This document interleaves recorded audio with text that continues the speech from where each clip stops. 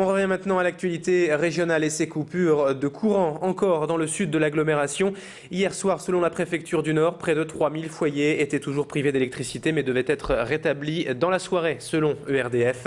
La compagnie qui depuis 3 jours déploie les grands moyens, vous le voyez, pour réparer au plus vite cette panne de courant sans précédent, due, je vous le rappelle, à l'effondrement d'un pylône sous le poids de la neige. Un hélicoptère a donc même été appelé en renfort hier sur place pour permettre aux hommes de travailler plus vite.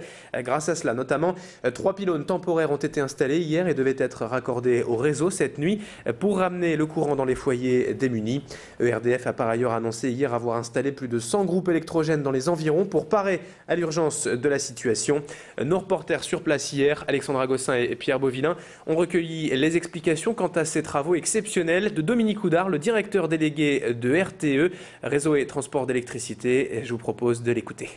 Parce qu'on voit derrière moi, l'hélicoptère est en train de transporter un élément qui va nous servir à positionner et construire les mâts qui serviront à installer la ligne de dépannage provisoire, qui nous servira à réalimenter le poste d'épinette qui est derrière nous de l'autre côté de la voie ferrée. L'hélicoptère le plus petit des deux qui installe les éléments les plus légers. Vous voyez, il tourne de manière très organisée, c'est très coordonné tout ça.